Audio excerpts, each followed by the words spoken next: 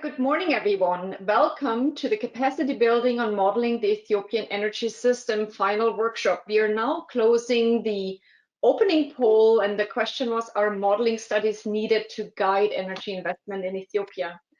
So we first will look quickly at the result. Oh, okay. I guess we got a resounding yes. 91% of our participants today do believe that modeling studies are needed. We can just go out there and invest blindly. So I think that's a great result.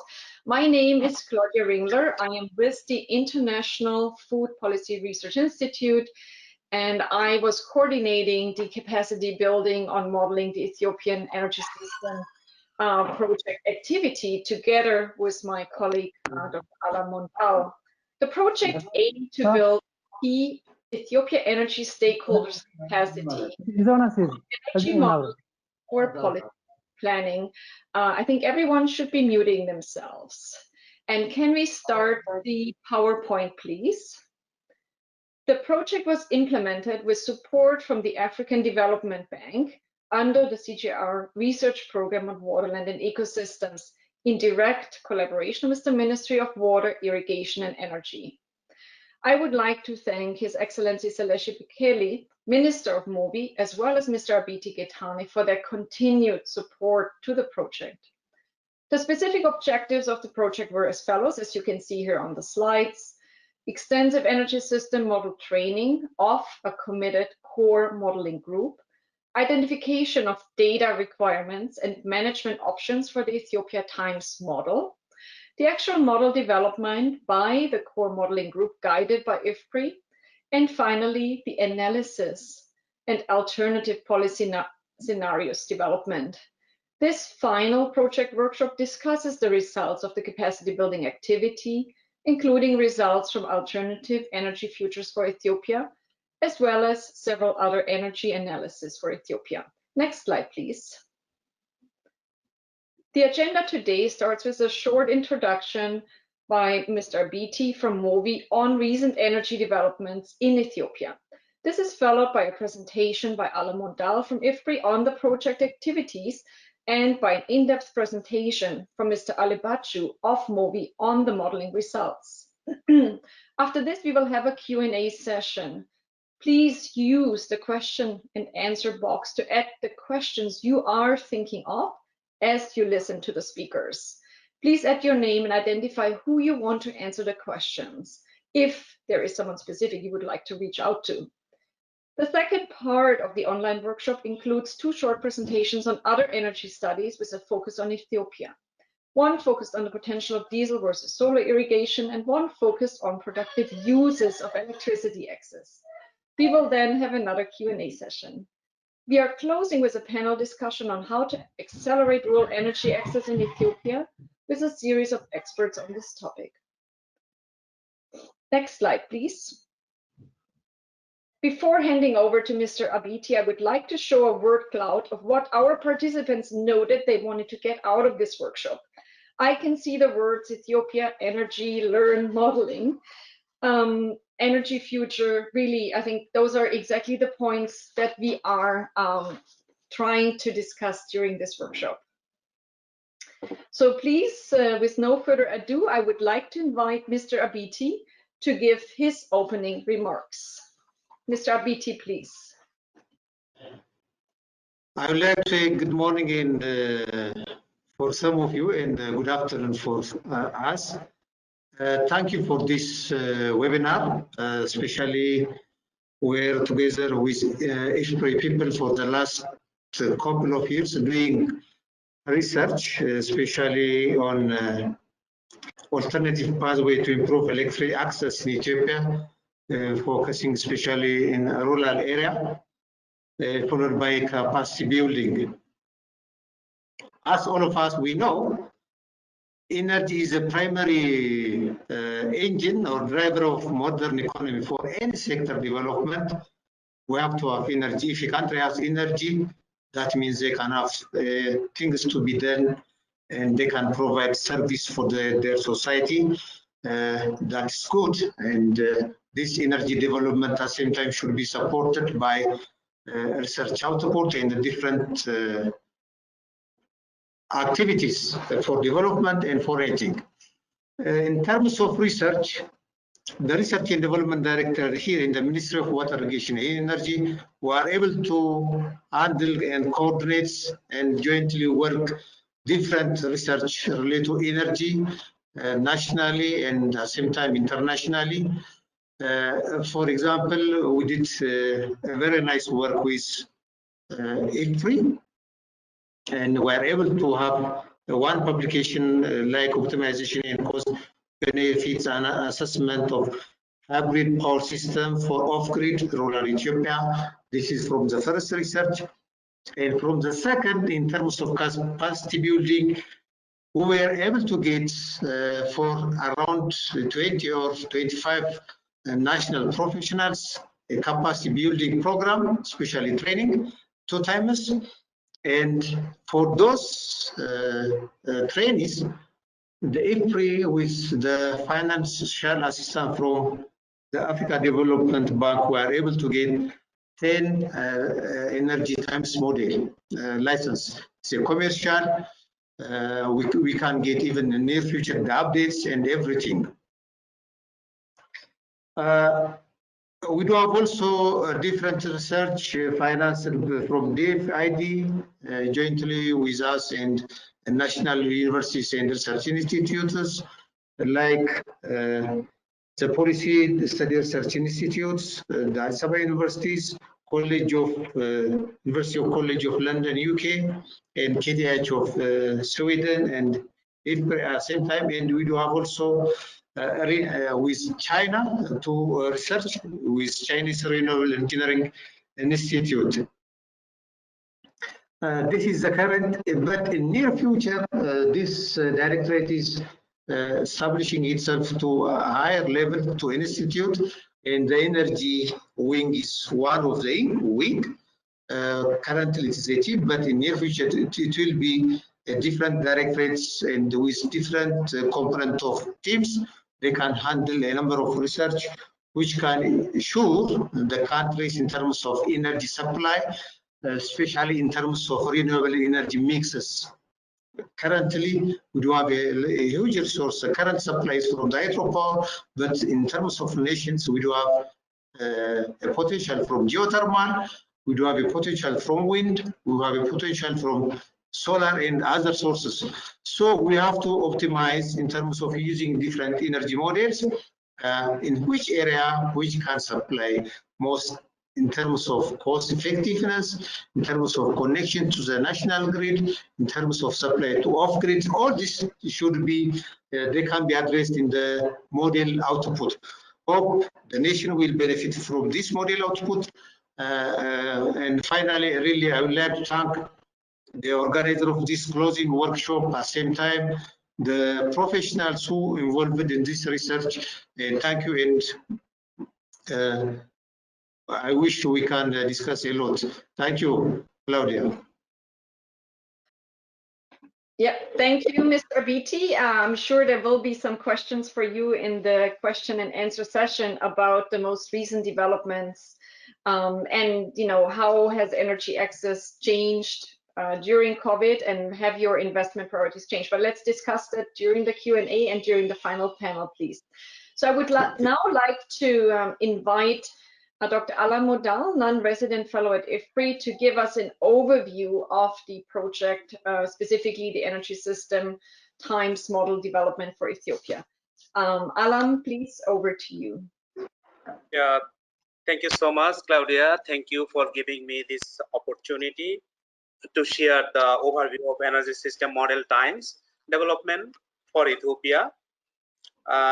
This is Alam Mondal, works for Deputy International University, Dhaka, Bangladesh, and also work as a non-resident fellow of International Food Policy Research Institution, IFPRI.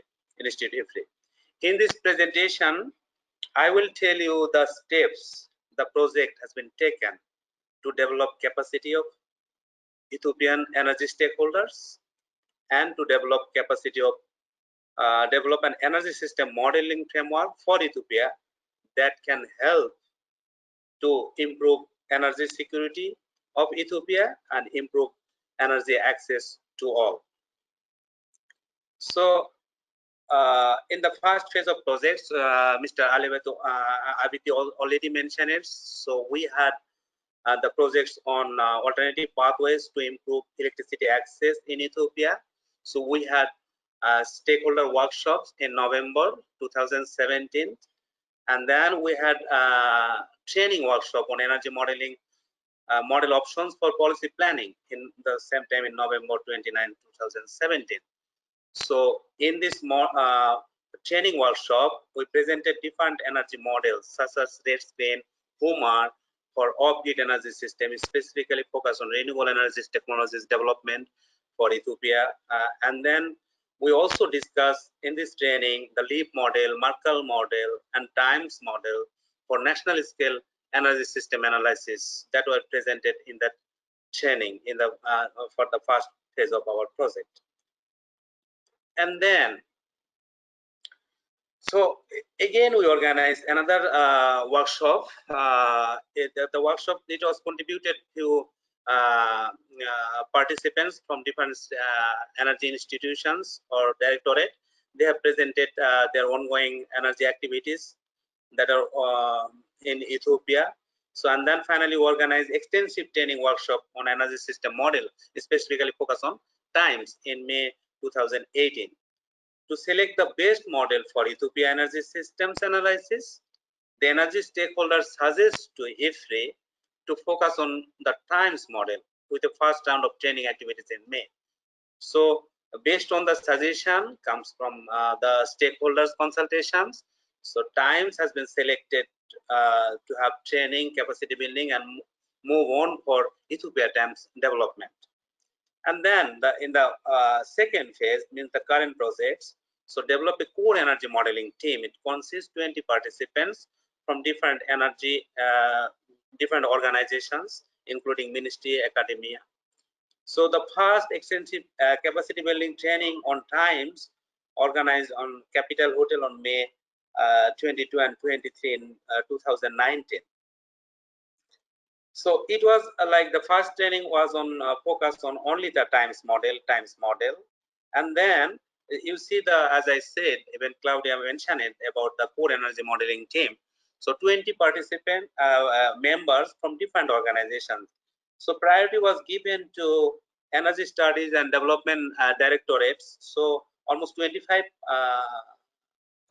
of members are from energy studies and directorate, and 20% from alternative energy directorate, and 3 members from Ethiopian electric utility. So only 1 from research and development directorate, and 4 from 2 universities. One is Addis Ababa Science and Technology University, and another university is AMU. So the expectation was too high from the energy studies and development directorate. However, I should mention their contribution is not so significant due to their involvement on other priority issues or for the directorate. So main contribution comes from research and development directorate. This directorate is headed by Mr. Abiti, and Alibachu was working, and also we got contribution from academic, means especially the universities. So the other contributed also contributed to develop the energy system model for Ethiopia. So Mr. Abiti already mentioned it. We have 10 complete license. Is completely used for academic and research purposes for energy system assessment and energy policy development in Ethiopia. This is a long-term license. Any 10 users or stakeholder can use this software for long life. So just repair maintenance. If you want the additional updated version, a small money need to pay. Otherwise, this is enough to use the whole life. And then the second training workshop we organized, this focus only the development of Ethiopian TIMES model, only Ethiopian TIMES. So that it was 4 days training. 2 days we took, it was at Capital Hotel, and the last 2 days were in the Ministry of Water, Irrigation and Energy. So it was, the main intention was to provide desk-to-desk service or one-by-one services to answer any question, to support the model, how to handle the data, how to operate lot of questions what they have. Attempt was to answer this to this.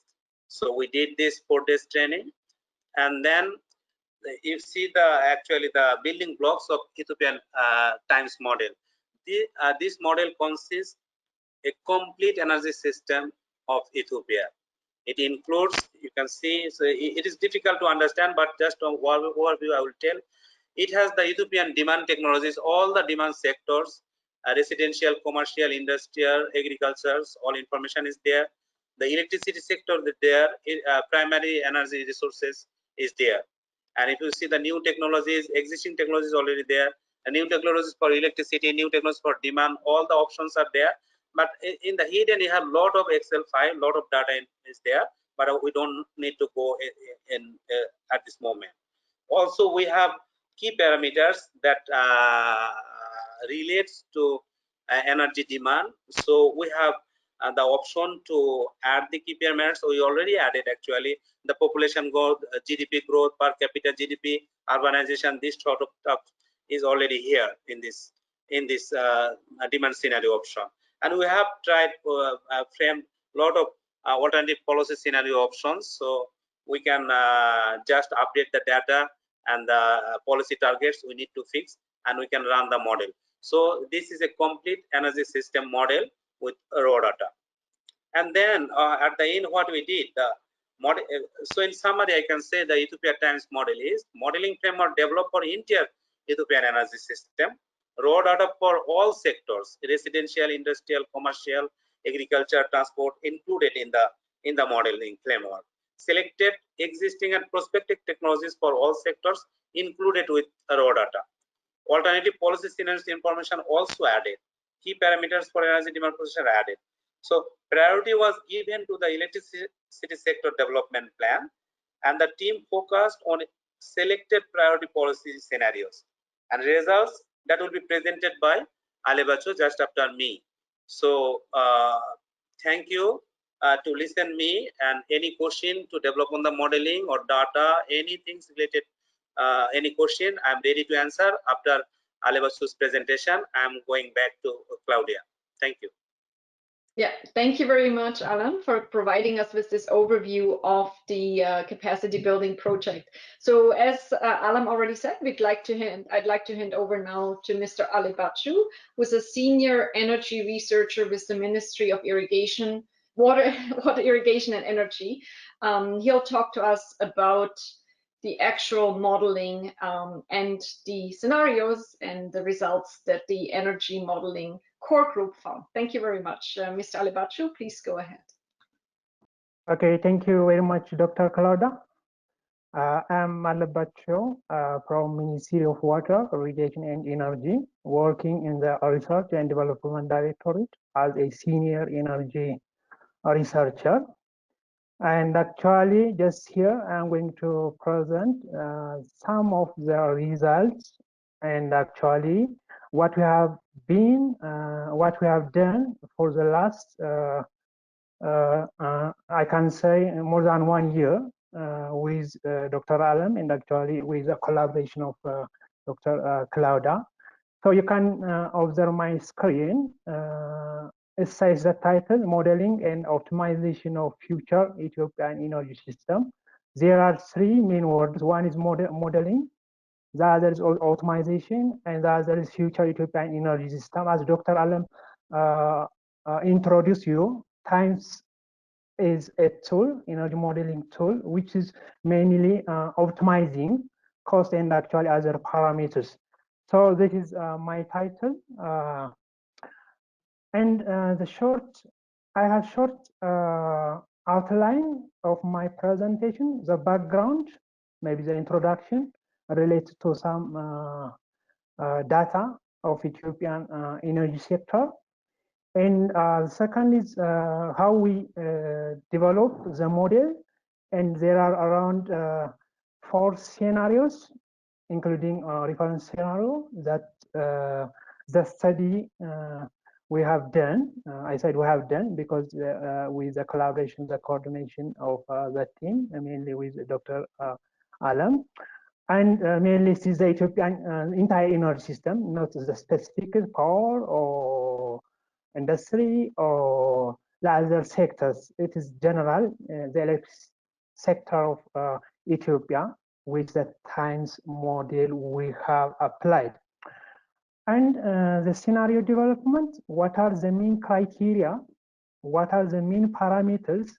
What are the main inputs that we have taken so as to develop these report scenarios actually to study the Ethiopian electricity energy modeling system using time.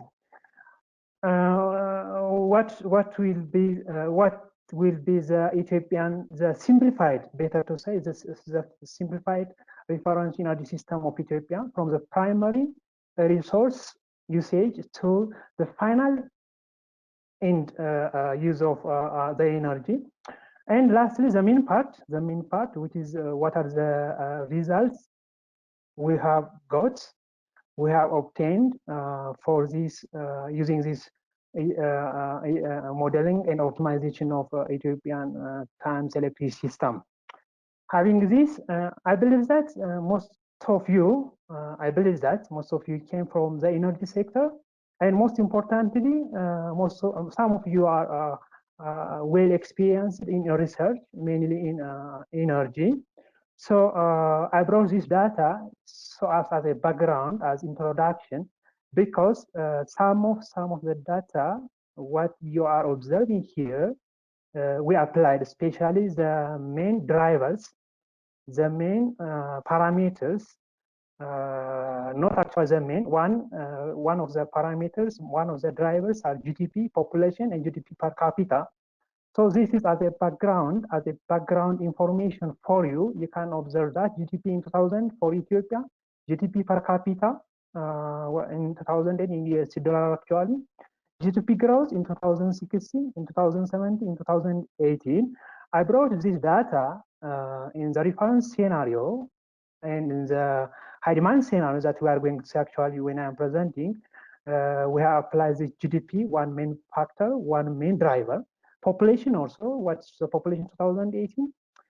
The others are overall access to electricity in Ethiopia in 2007 to 45%, access to electricity in urban areas, access to electricity in rural areas 85% and 29%. You can imagine that how research in application of, by applying different energy modeling tools or different research tools has to be applied here in Ethiopia, because you can imagine we have huge amount of resource in renewable, but overall access in 2000 before 3 years 45%. This is still it's around 45 or 46%. So we have to apply research on the energy sector of Ethiopia, because energy or power is the backbone of any development of any country.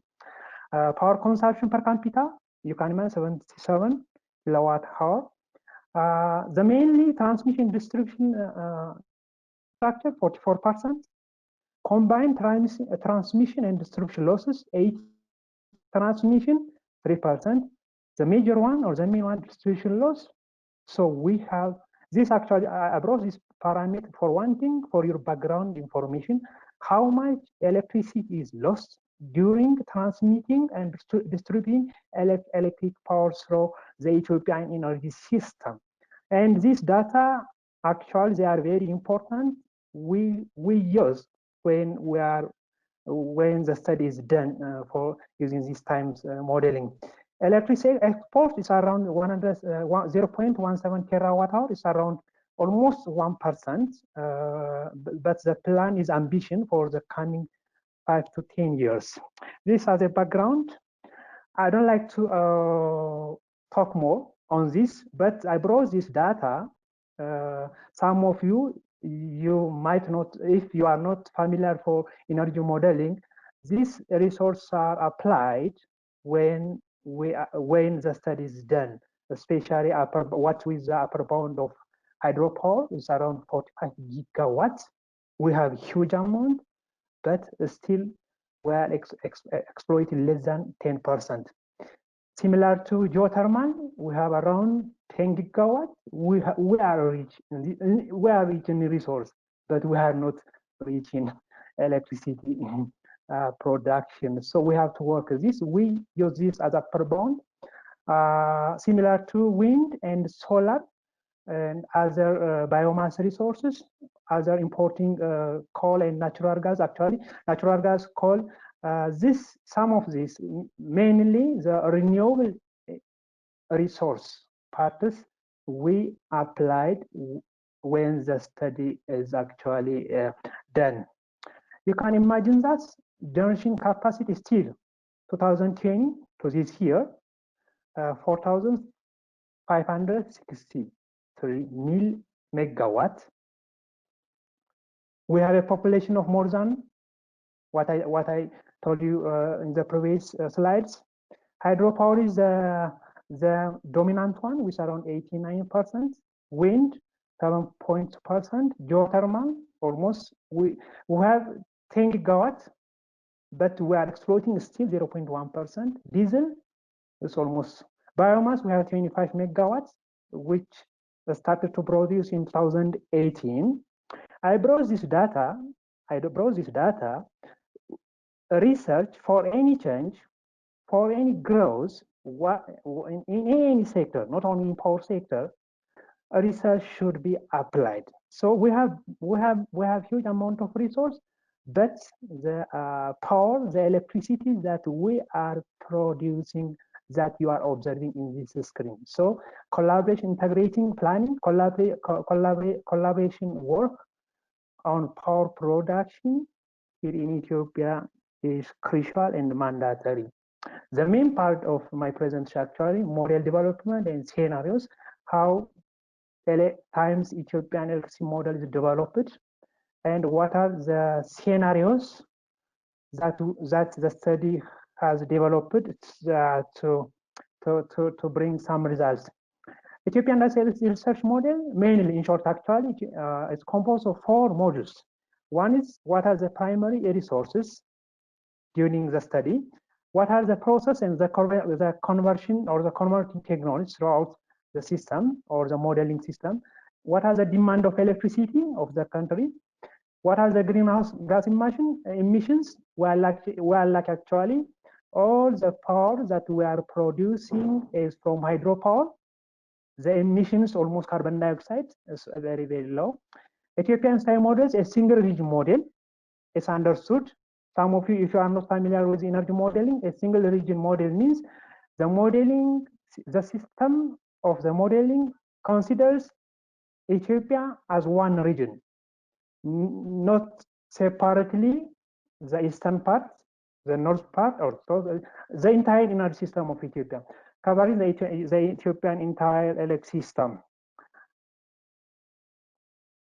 And what are the main objectives that this study applied or using TIMES models? The main objective developing Ethiopian electric system model is to know that because we have low production of electricity, so what's going on in the future? Because population is growing dynamically, demand is growing dynamically, so what will happen in the future?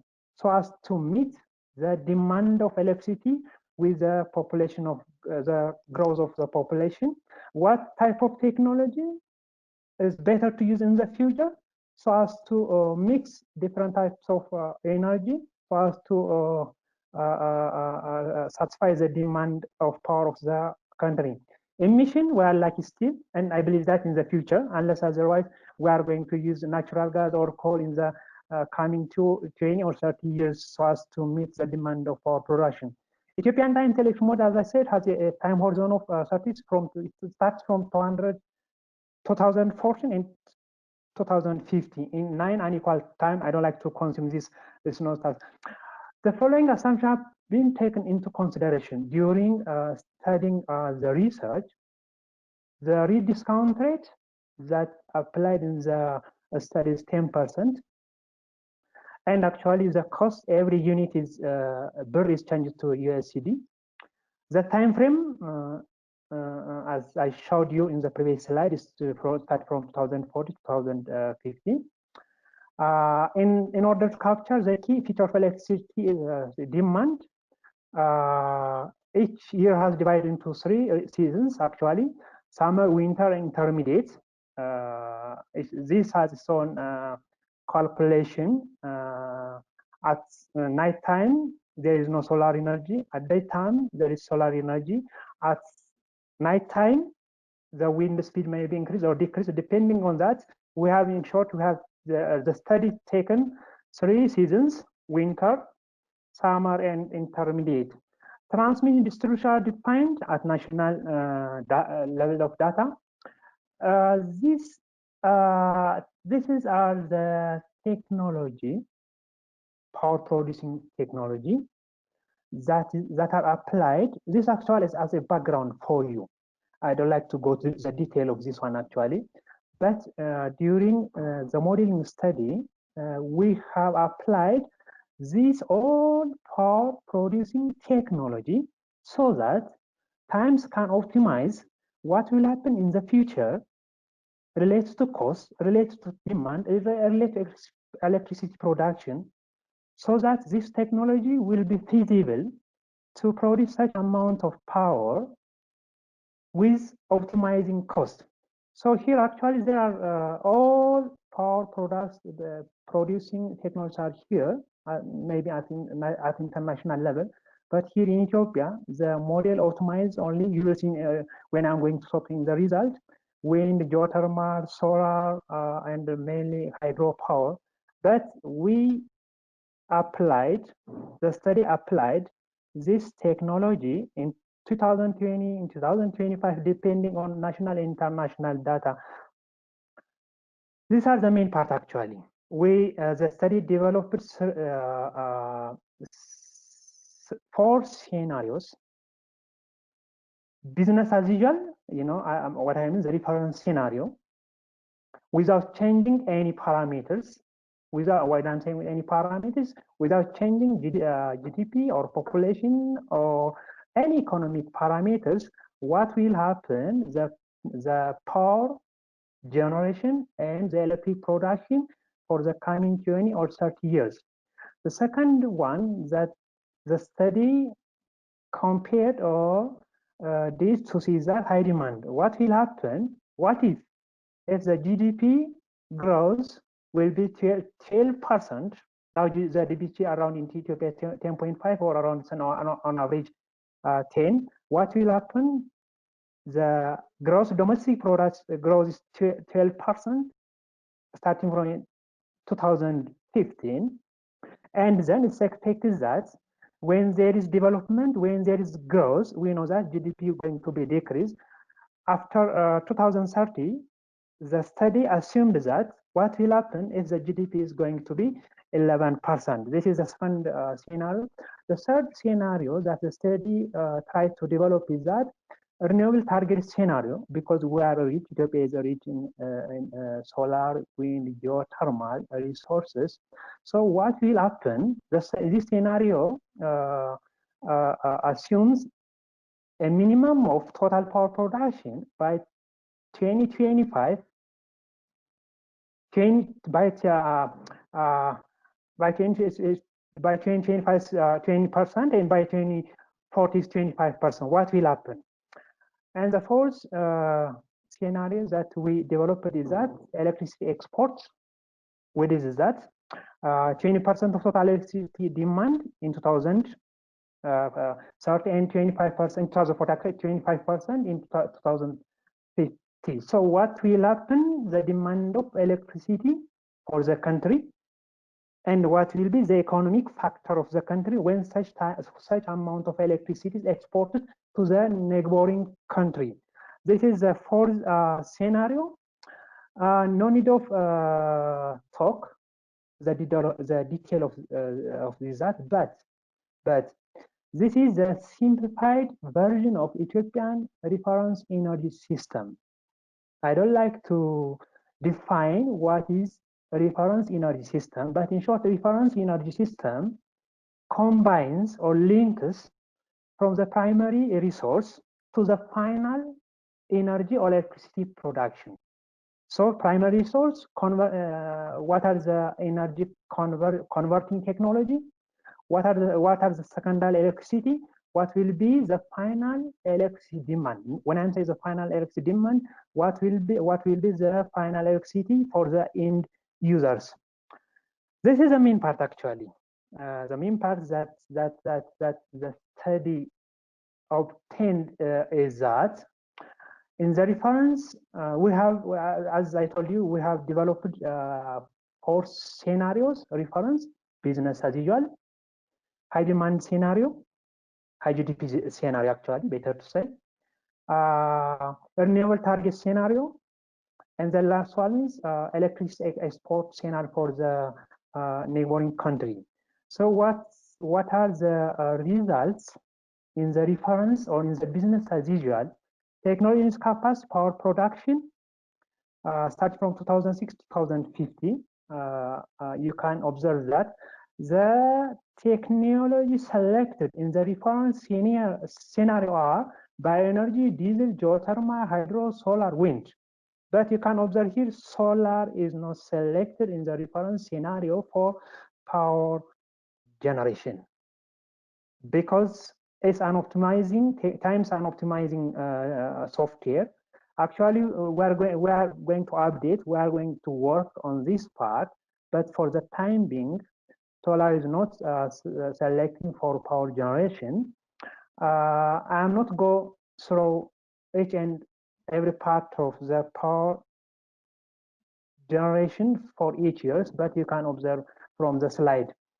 So you can observe the in 2040, 10.85 gigawatt of power will be produced from wind, hydro, geothermal, diesel, bioenergy combined total. And respectively, you can see in 2050 and in 2030. What are the electricity generation by plant type actually in terawatt hour? The technology selected for power electric generation as geothermal, hydro, solar, wind.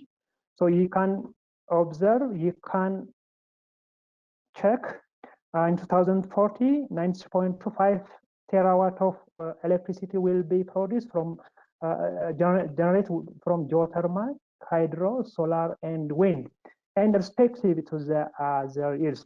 I believe that in the near future we will update some data so that we have to increase the electricity generation and power production of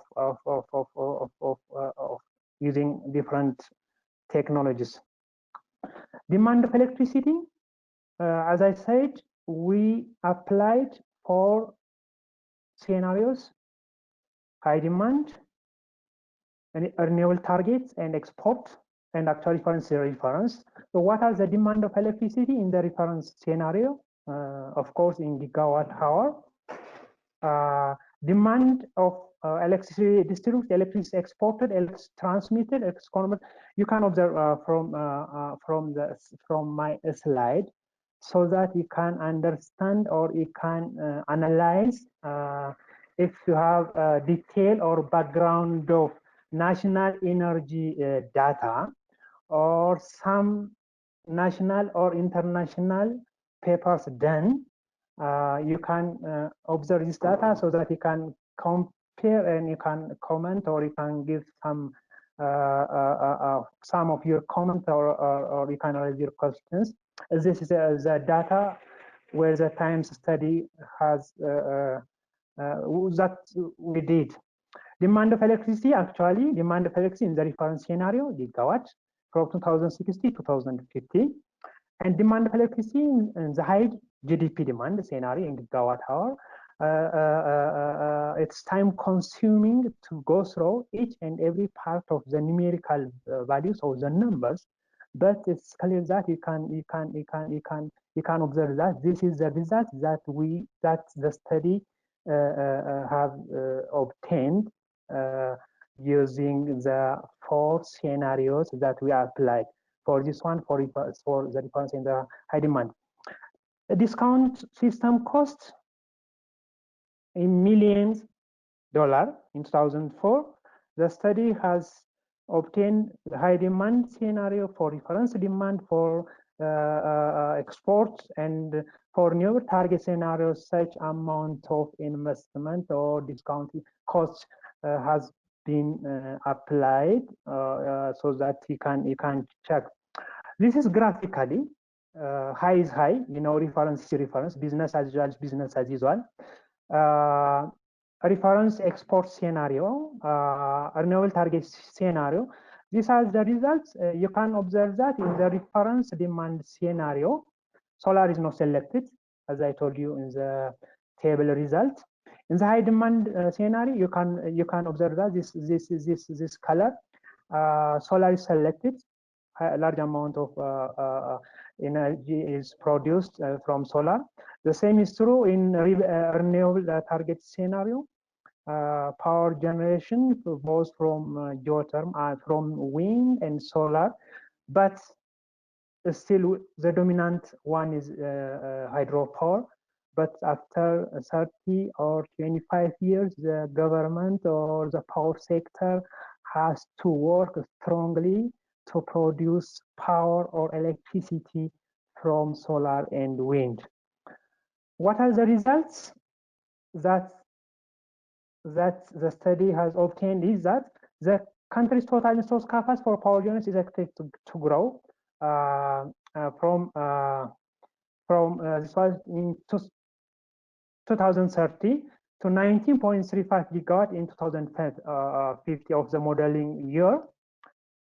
Still, the contribution of hydropower is the dominant one. Its share is 5.98 gigawatt in 2030, and of course 18.96 gigawatt in 2050. So the implication of this result indicates that the government, especially the Ministry of Water, Irrigation and Energy, actually, in short, the government has to work strongly to shift producing power by using a mix of different renewable energy sources, especially wind and solar and geothermal. The model result also shows that electric production grows from 36.44 terawatt hour in 2030 to 128.7 terawatt in the reference scenario. In all alternate scenarios, the study observes that power production from hydropower is actually logical, it's realistic. It is a dominant one. In the export scenario and the renewable target scenario, the power production from hydropower is 6.56 gigawatt and 4.78 gigawatt in 2000 respectively. That means in the export scenario, it's 6.56 gigawatt, and of course 4.78 gigawatt in renewable target scenario. And the hydropower installed capacity in 2000 will be 24.74 gigawatt, which is the dominant one. So we have to use mix of power production from different renewable resources. In the other scenario, in the high demand scenario, high demand is high demand, high GDP demand scenario. Power production high compared is high, realistic actually, which is 7.82 gigawatt and 59.80 gigawatt of the given respectively 2030 and 2050 respectively. The model also selects the largest share of solar power generation capacity, which is expected to be, which will be 19.22 gigawatt in 2015 in the renewable target scenario. The study also reflected or shows that the share of electric production from hydropower and wind technology is expected to be will be 35.12 terawatt hour and 1.8 terawatt in 2030 respectively. Similar, the electricity production that is from in 2030 will be 127.7 terawatt and 0.97 respectively from export and renewable target scenario. Still, hydropower is still comprise the largest share of electricity production, like power generation, and it's expected to grow 5.1 terawatt in 2030. and it will be 127.7 terawatt in 2000, so with an average annual growth of 41% in 2030 and 39% in 2015. Similar, like hydropower power production, demand of electricity or total electricity production in all scenarios increase. And related to this, high demand scenario in 2030 and 2050 is respectively 45.05 terawatts, and of course it will be 466.67 terawatt in 2050. These are the other results. You can observe my slide, which the Times modeling study result has got. The specific electric generation using solar PV-based technology increased from 2030, from 2030 to 2015 in the renewable target scenario, which is expected to be, or which will be 11.05 terawatt hour in 2035 and 50.50 terawatt in 2050. In general, the model study results show that the main technology contributing for power production and generation in 2050 in the new target scenario, large hydropower, simple hydropower, 77.26 terawatt hour, solar, 50.50 terawatt hour, and wind, 0.97 terawatt hour. Similarly, large like power production, demand of electricity, total electricity production is what I told you previously. What are the gaps? You can understand, you can observe, you can forward, you can say something actually. What are the gaps? It's clear that it's low electricity. The country is at low electricity. National electricity rate is 25% and it's 100% by 2025, where the government is working strongly on this side. So applying research on this area is crucial, it's very mandatory. Poor grid service quality, in the previous slide, you observe that 18% of combined transmission and distribution losses. So unless otherwise, the power sector has to work strongly so as to reduce or minimize power loss of transmission or distribution. The government will not satisfy the demand of the electricity. This is the main part. High distribution transmission loss, it's clear that we have to work on this strongly, and research has to be done. Low human capacity, low technology, shortage of highly trained and skilled capacity. You remember in the when IFPRI is introducing his introduction part. Now the Ministry of Water Irrigation is going to implement or develop Energy and Water Institute. I don't know when it's going to be implemented, but it should be mandatory. There is no specific energy sector research institute. There is no specific water sector research institute. Imagine the population is more than 100 million. The demand is very low. The electrification rate is very low. So low human capacity. There is no research integrated research institute. Even those who are working at university level, at research institute level, is not well organized, not integrated. Limit private sector engagement, unless otherwise private sectors are involved in the power production and power generation. The country's demand of electricity will not be satisfied. Weak research capacities that already I told you.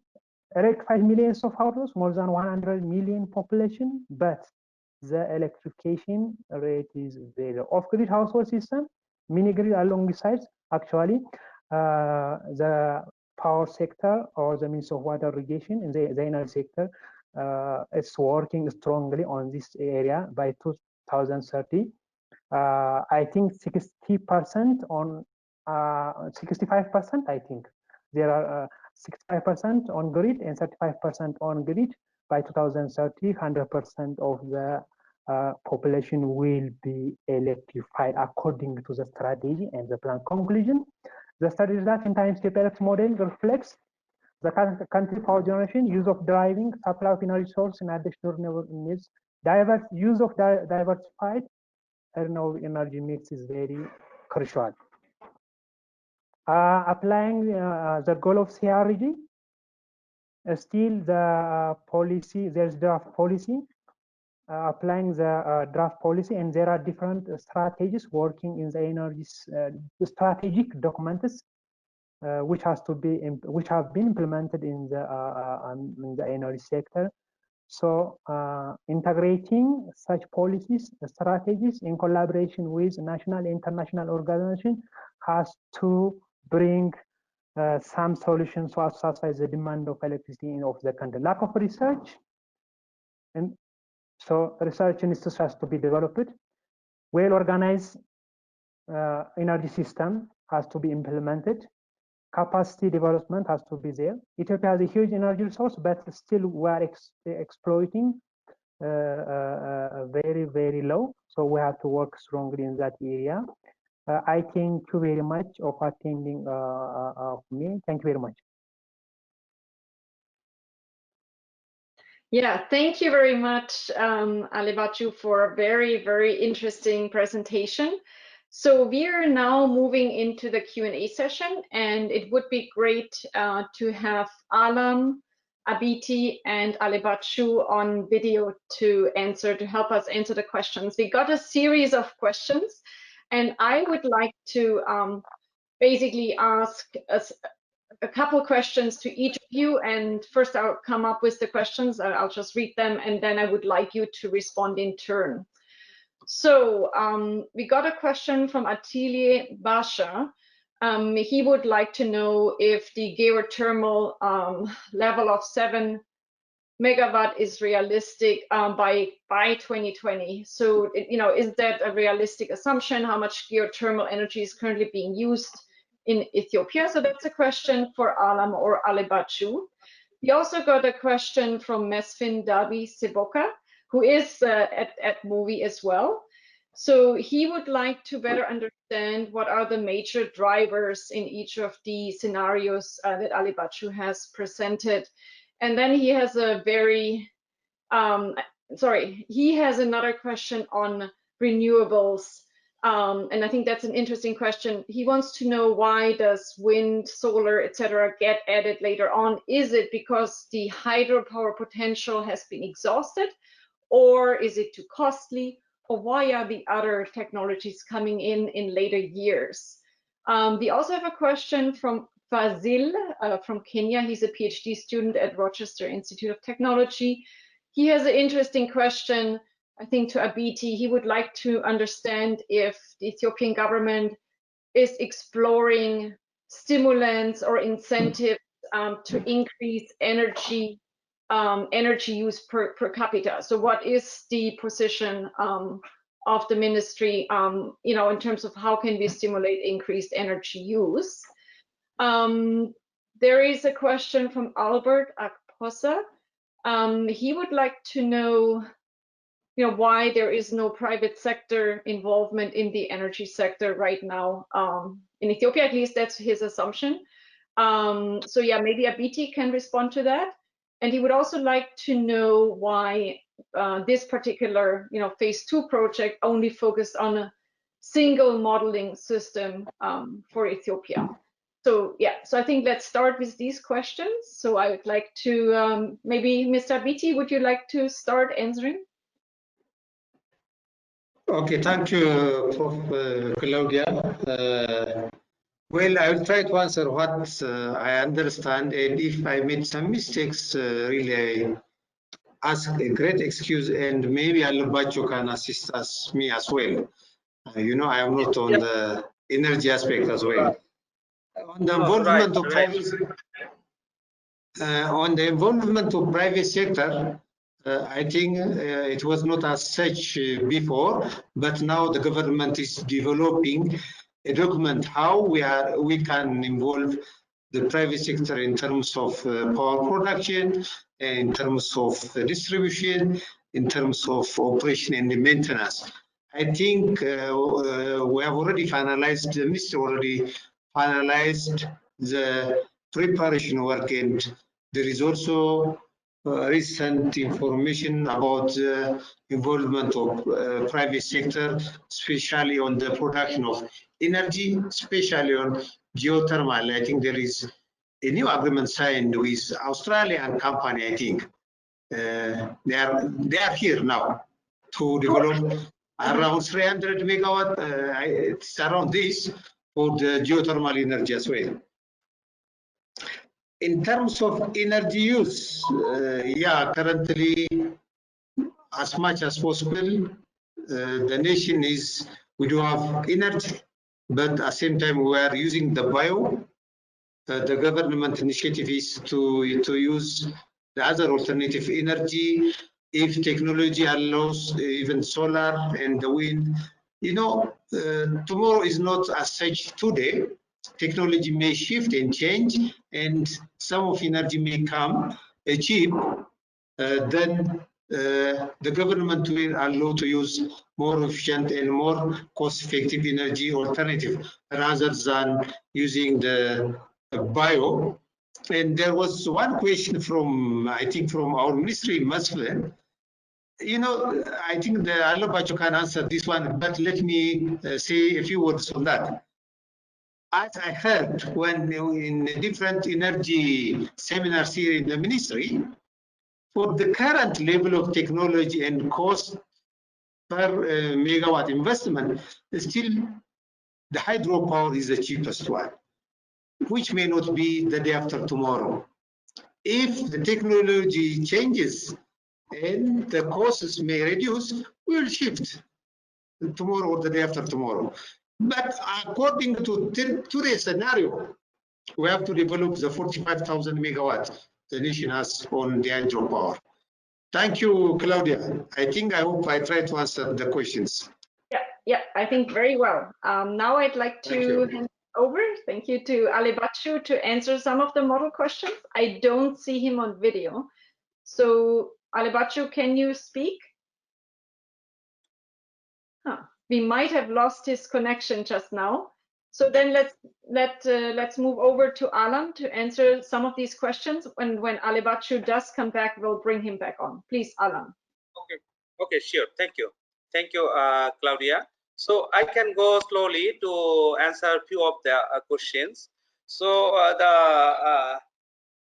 so I can go in different way, or let me fix from geothermal. This geothermal is 7 megawatt is, I think, existing capacity is already there, but it is really the total potential is, I think, is 10 gigawatt geothermal. But we have added the maximum potential in the model. If the model finds is feasible, techno-economically feasible, then model will select it in optimum way. Otherwise, model will not select. If you see it is 0.7 megawatt, it has I can see here. I think this is the existing capacity already. And the second thing is Mesfin asked about the times modeling timeline, like 2014 to 2050. It is a long. Yes, I agree, and thank you, Mesfin, for your nice question. But times is a long-term planning model, and optimization model is always better for this model to go for longer term analysis. Then you will get the a technology's complete life cycle. Normally now gas-based power plant, coal-based power plant, the lifetime is more than 30. If you go the analysis for over 30 years, that will be more appropriate to get the realistic outcomes. So these cases, this is correct. And 2014 to 16-18, actually we have used the real data, what are the existing. The other years are actually the projecting based on the model. And then I can go to other questions. Claudia, just allow me a few seconds. Fact, then I can... Yeah, Alibachu is back, so maybe he wants to answer something. Then Alibachu can answer a few of them about the scenario development. Someone asking what are the assumption we have used for scenario. Actually, scenario is nothing. Scenario is just is what the government wants, what policy want to develop for the longer term. If government wants to export electricity, let's say 10% of total productive electricity government wants to export. If it is feasible, then the model will select this constant in the model to see if it is feasible or not. We don't have other assumption. It's kind of policy constant. If government wants, we need to diversify the electrical primary energy supply to improve the energy security, means to dominated by hydro. So we need to move to add like solar, wind. So we'll see the feasibility of other technologies. So they optimize whether they are feasible or not. So the policy scenario is always cannot assumption, but government, what the government wants to implement, the model will see forecast or provide insights, the implication of technologies. And So, then GDP. Okay, Claudia. I thought maybe Ali Bachu, as he gave the long talk, maybe you can say a little bit more about, why the very long, why the very long modeling framework, and if the switch to solar, or it's not the switch, it's an addition of solar and wind. Did it come about because we're exhausting hydropower, or did it come about? Solar didn't come up in the reference scenario, but if we focus on the high demand scenario or the export scenario, then solar comes up. Why did it come up there? Is it because hydropower got exhausted or not? And then also, did you consider the differences between urban and rural areas? There was also a question. Yeah, actually, it's a nice question. Even I was in a position to make the scenario from 2004 to 2060, because we can understand what will be the future of Ethiopia power production and electricity generation actually. So it does not mean that power is going to be exhausted, but it depends on the modeling input variables and actually depending on the cost. Now the cost of solar power, solar technology for the coming, starting from now, starting from the previous years, the cost of solar technology is declining. So this is an opportunity for Ethiopia to exploitly use power production from solar and wind. That does not mean that production of power from hydropower is going to be exhausted. No. But the model optimize which one is best to optimally use power production from the different source. So the input data, the cost, most probably the cost and the input variables makes solar technology and wind technology to come after 2020 and 2030. And the other question, actually, Dr. Alam has said some of the what are the major drivers. Mr. Maslow is my friend, actually. I thank you very much. It's a nice question.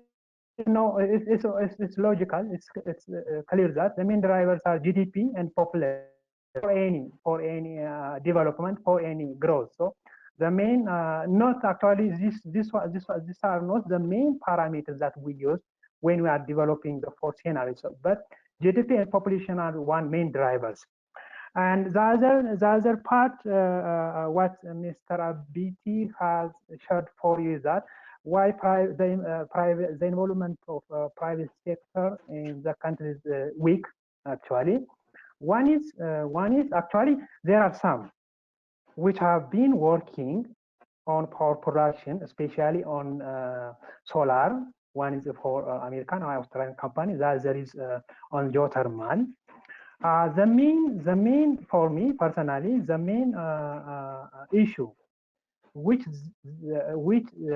it makes not to be strongly involved is that now the cost of electricity in Ethiopia is cheap compared to any other countries. So the one here they going to be invest in Ethiopia, the cost of power production per kilowatt hour should be low. The other is the investment is going to be very high. So, but the government has Mr. Abiti is told you that the government is working strongly so as to give power production or generation for private sectors. You know that there are Ethiopian electric power, Ethiopian Energy Authority, Ethiopian electric utility. The utility is owned by some private company, from Indian company. In short, the government is now working strongly for us to involve private sector, especially in the power generation and production. There is one question actually, maybe Dr. Alam, he will add more. Why a single model is applied? Because Ethiopian energy system is not well organized. Better to use the model so as to what I can say is that one Ethiopian energy system.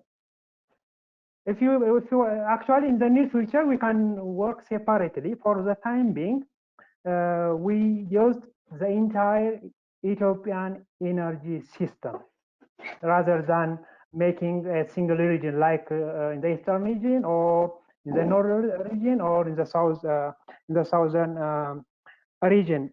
Maybe if there are questions which I missed, the others can respond. In fact, just two more questions. One is actually a comment. So there is a question from Emebet Tolcha from EEP. He, I guess, probably would like to know why the model doesn't start with 2020. Why do we have a start year of 2014? And the last is more a comment from Artbom Hailu Asfa, and he basically offers, his academic support, especially if there is a new research institute on water and energy being planned by MOWIE. So he offers his support to that. Yeah, so I don't know if Alam or Alibachu, do you want to explain why the start year is not 2020? I wouldn't be surprised if it has something to do with data availability, but please go ahead. Yes, yeah, the base year always should be the existing current year based on the availability of data. You need to fix the model, the reference year based on the realistic statistical data, then you move on. But our model even more realistic now, because if we add the more real data, because 2014 to 2018, you can validate the model and then move on for the future. So I hope you understand me. So like validation. So even if you start from 2010 and 2018 for validation of the model, then forecast, so it will be more realistic. So I hope you got it properly. And the second question was, Claudia, what you said? The second it was a comment, offer of support to this potentially new institute, research institute. Yeah. So basically support from academics, which is excellent. Okay, so we have another question period later on. So I think we move on with the next two presentations. And thanks again for all the questions that everyone posed. And I think we've gone through a lot of them, and maybe we can cover some of the others later on. I would now like to invite our next speaker, who is Hua Xie from IFPRI. He will, talk about a different aspect of energy access in Ethiopia, especially rural Ethiopia, focusing on the relative potential of diesel versus solar irrigation. Welcome, Hua, and please share your PowerPoint. Thank you very much. Glad to be at this webinar. What I'm going to present here is a cost comparison analysis designed to inform the selection of energy technology which could be applied to support the development of irrigation in Ethiopia. This study is a part of our research that centered on productive use energy in agriculture. The productive use of energy in agriculture denotes activities that utilize energy to improve agriculture productivity and income of rural households. It plays an important role in agricultural growth and rural development. However, to our best knowledge, this topic hasn't received sufficient attention in energy planning. Examples of agriculture productive use energy include irrigation, cold storage, agro-processing. Irrigation, especially ground irrigation, perhaps the largest user of productive use energy is probably the largest user of product energy use in agriculture. Energy input is indispensable for water lifting irrigation. While there is great interest in expanding irrigated production in Ethiopia, lack of supply of energy poses a barrier to this effort. Water pumping system for irrigation can be powered by different sources of energy. Choosing cost-effective energy solution to support the development of irrigated agriculture is a challenge, and is the research question we want to address through our analysis. The question we want to address is to identify the most cost-effective energy solution to support the development of irrigated agriculture in Ethiopia. We focused on two off-grid solutions in our analysis, the solar and the diesel energy. The importance of off-grid solution has been emphasized in past analysis of energy planning in sub-Saharan African countries, and this is particularly the case for productive use energy in agriculture. Compared with diesel, solar energy is an emerging technology. It's renewable and cleaner and has attracted lots of attention in recent years. In this analysis, we are actually more interested in identifying the application potential of solar irrigation. The cost comparison in our study is a spatial analysis. We map the cost effectiveness of solar irrigation relative to solar irrigation at each location in croplands across Ethiopia under a range of crop scenarios. In each scenario, using climate, solar irradiance, and groundwater depth data, we size the power units of solar and diesel irrigation systems and estimate the life cycle cost of two water pumping systems for comparison.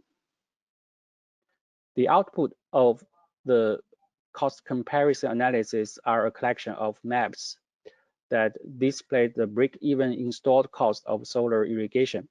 A break-even cost map produced under the irrigated maize production scenario is shown on this slide example. The break-even cost here is defined as the maximum installed cost of solar system up to which solar irrigation or solar power system is more cost-effective than the diesel system. For example, if the break-even installed cost at a location is $2 per watt, solar irrigation is more cost-effective only if the installed cost of a solar power unit is lower than $2 per watt. The higher the break-even installed cost, the more favorable to the adoption of solar irrigation. The break-even installed cost map can be further reclassified to produce maps to display the recommended energy solutions for irrigation by location. Here are 4 maps produced through the reclassification analysis using the installed cost of solar power system, ranging between $1.8 per watt and $2.1 per watt. These installed cost figures are chosen to reflect our anticipation of installed cost of solar system in future. As suggested by the reclassified maps, there is a large potential to adopt solar irrigation to adopt solar energy to power irrigation in Ethiopia. However, the adoption potential is sensitive to the installed cost of solar system.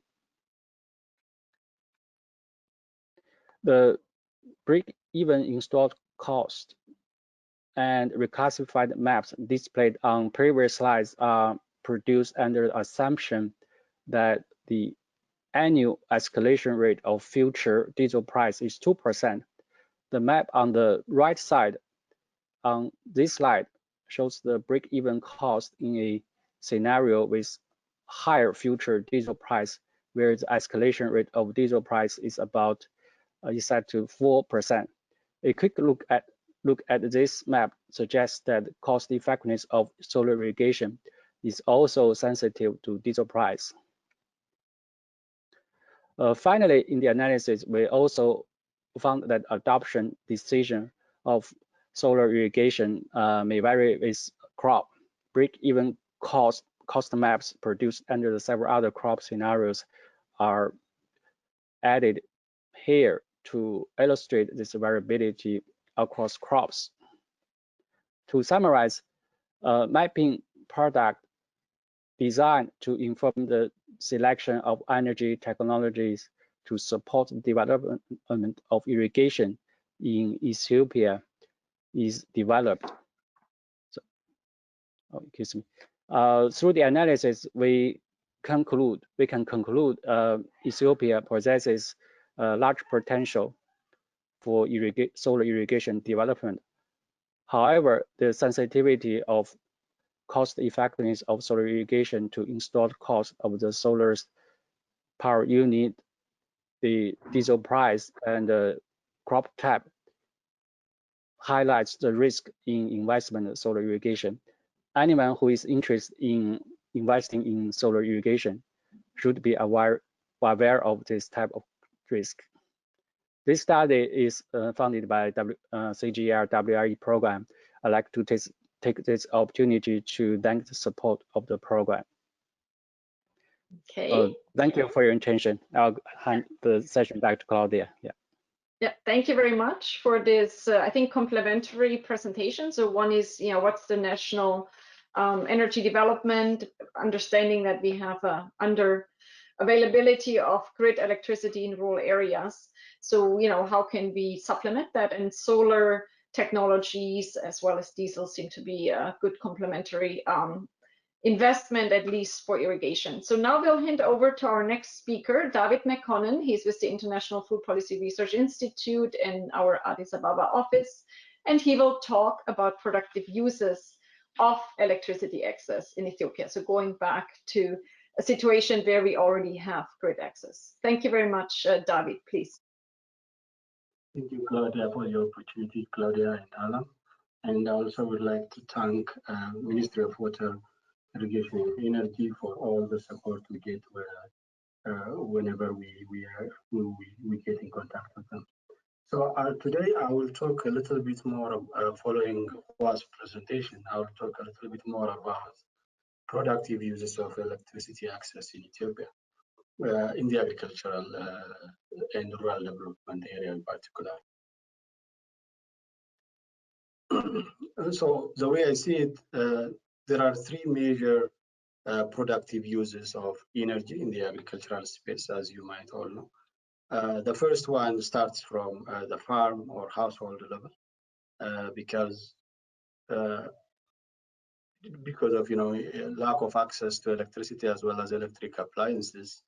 Many households in Ethiopia use biomasses and fuel wood for domestic cooking and heating purposes. So that has implications on labor that could have been used for agriculture, as well as it has implications for soil fertility and productivity. The second key productive use is, as Hua was mentioning, is related to energy as a requirement for agricultural intensification. Here we're talking about irrigation, mechanization, and fertilizer. And the third key productive use of energy is electricity for value addition, processing, and so on. So I will talk a little bit about all these three key linkages of energy in the agriculture space in the slides to come. The first one, as I said earlier, is the fact that about 81% of Ethiopians, at least as of 2014, remain reliant on fuel wood for domestic cooking and heating purposes. And the time spent collecting biomass energy sources significantly can reduce significantly labor allocated to agriculture. But its implication and its impact on agricultural yield and productivity is going to depend on when the biomass is collected and who in the household is actually engaged in this collection. Obviously, removal of biomass, particularly like dung and crop residues, are going to result in loss of soil fertility and loss of yield potential. But one key thing, this is from a research we have done in 2017, one key thing that I want to bring to this audience is the fact that in that study, we have shown that rural households with and without electricity spend almost the same amount of time on collecting fuel wood, dung, and other biomass, implying that electricity as it is right now is mainly for connection purposes. And as is the main objective of today's workshop, I think we need to go beyond electrifying houses, beyond electrifying buildings and corrugated islands. We have to go beyond that and try to connect our fields, our agricultural fields, our agricultural equipment to electricity as well. The second one, which I don't spend a lot of time because this is primarily what Hoa was mentioning, is energy input for agricultural intensification. As you know, we haven't used the full potential of irrigation potential in the country, and energy supply can contribute to the development of this irrigation potential. In terms of mechanization, at least according to the 2014 Ethiopian agricultural mechanization strategy, the agricultural mechanization in Ethiopia was about 0.1 kilowatt per hectare. This is very low, as you can imagine. For comparison, for instance, in that year, India's level of mechanization was approximately 2 kilowatts per hectare, and China's was over 6 kilowatts per hectare. And we have a lot to gain ground there, even though there are plans to increase mechanization going forward. As a result, most of the energy in Ethiopia's agriculture is basically the one embodied in chemical fertilizers and of course to some extent in pesticides and labor as well. But on the good side, investment in agriculture continues to be the priority of Ethiopia's government, with greater emphasis on infrastructure, including water and irrigation schemes. At least the last time, the data I have, there are at least 13 ongoing large-scale irrigation projects with a combined area of more than 400,000 hectares. With this ambition and expansion to irrigation, I believe the demand for energy in the irrigation space is going to increase, and hopefully the supply will follow as well. This is from another study we did in Ethiopia, Ghana, and Tanzania that shows that agricultural intensification is hampered by lack of energy supply for irrigation. Most of the irrigation is happening through either gravity or manual pumps or buckets, watering cans and buckets.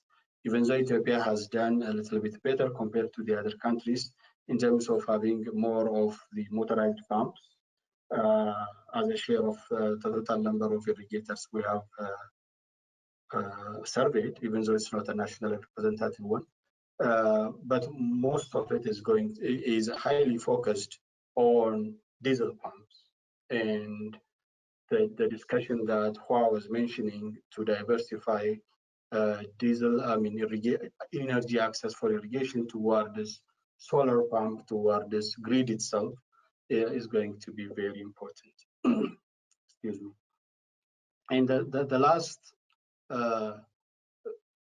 key productive use of energy in agriculture is on energy or electricity for value addition. There is huge or great potential to unlock local processing activities and create new businesses in rural areas if we go beyond connection to lights and to productive uses. And recently, IFPRI and the Rocky Mountain Institute have done or examined 6 agricultural production and processing opportunities for rural areas in Ethiopia. These 6 processing opportunities include horticulture irrigation, grain milling, injera baking, milk cooling, bread baking, and coffee washing. For some of these activities,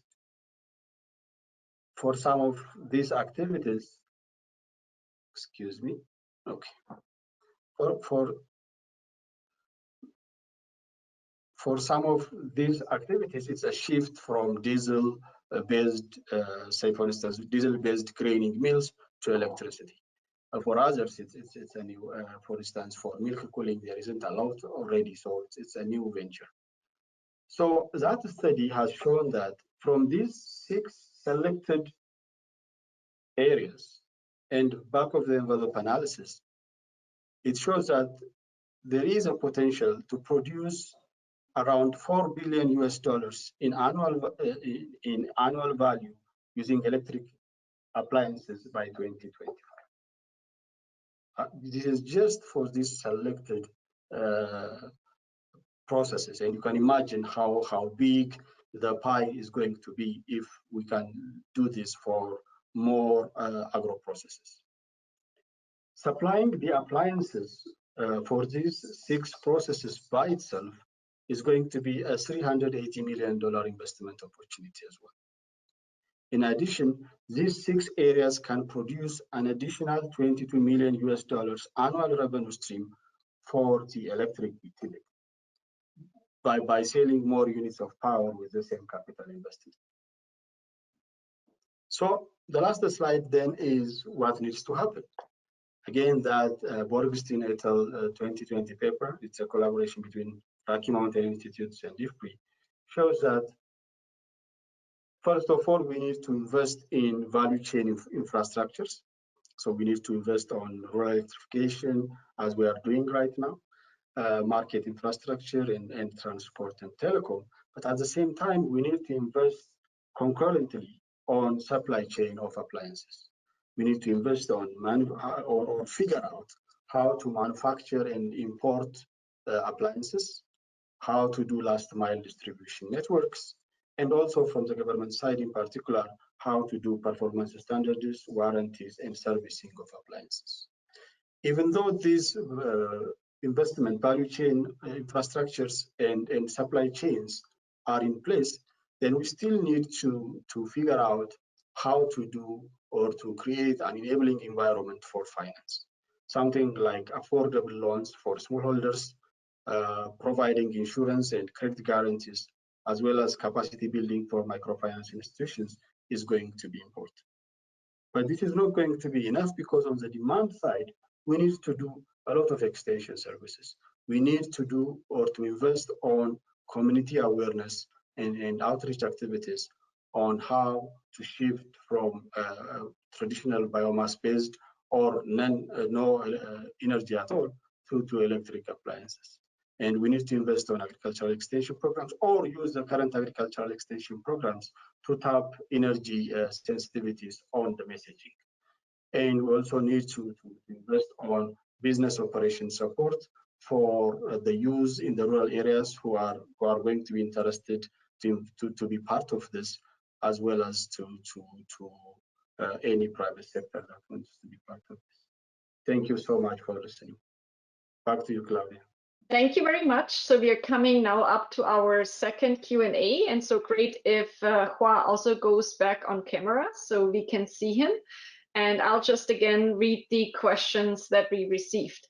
There were actually several questions to Hua about the irrigation underlying the solar and diesel analysis. So Terence Cohen would like to know how we determine the pixels and locations for irrigation of solar and diesel. And similarly, Fasil Vamalva has a similar question, how were the water needs for crops determined, evapotranspiration, etc. And Mesfin Dabi Seboka from MOWIE also would like to understand what is the background and underlying information on irrigated area.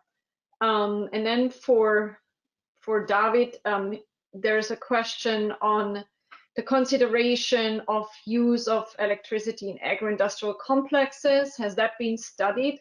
I think it's not one of the value chain addition that you mentioned in the study with Rocky Mountain Institute. What is the potential for cooling stables, for example, for animal husbandry, poultry, dairy, etc.? So yeah, can you say answer those questions maybe as a start? Thank you. Yeah, I can start. So thanks for these questions. Actually, this cost comparison analysis, in this cost comparison analysis, we performed a scenario analysis. In each scenario, we assume a crop under irrigation across all cropland in Ethiopia. So the maps presented I presented shows the results from this scenario analysis. We understand the actual adoption decision of irrigation may also be influenced by many other factors like water demand, like the other environmental suitability factors like the market access, distance to rivers, and the depth of groundwater and the productivity of aquifers. Of course, the economic cost benefit of producing those crops. We actually have developed a agent-based modeling system to simulate the expansion of those the irrigation in Ethiopia, and in that using that model, we can take all these factors into account. But so far, a limitation of our this agent-based modeling system is that there's a lack of information about cost of different irrigation technologies. So we can't distinguish between different technology in our model. We hope the cost comparison analysis results, I mean the diesel solar irrigation cost comparison analysis results can be used to improve our agent irrigation planning model. That's to see we can use the information produced from the cost comparison analysis to inform the technology irrigation technology selection in our agent irrigation planning model to generate the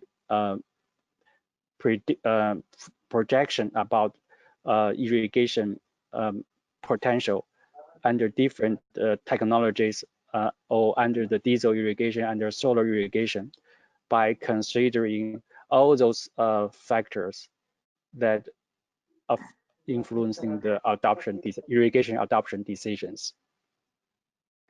Okay, yeah, so basically there are underlying irrigated area studies, potential studies, and they're mixed now or added added to the solar and diesel analysis. So David, can you talk a bit about the other electricity productive use options? And in fact, there was another question I'd like to add right on is electricity use for injera baking realistic? So it's a question only someone from Ethiopia can answer, please. Thank you so much, Masrin and Fazil, for these questions, interesting questions. On Masrin's question on other areas of potential use, such as agro-industrial complexes, animal husbandry, poultry, and so on, I completely agree with you that, I mean, we need to expand this to other activities. But when you do this research, maybe if you have seen that report, there is a lot of assumptions and data requirements that needs to happen for this analysis. So we are just limited to just those six processes.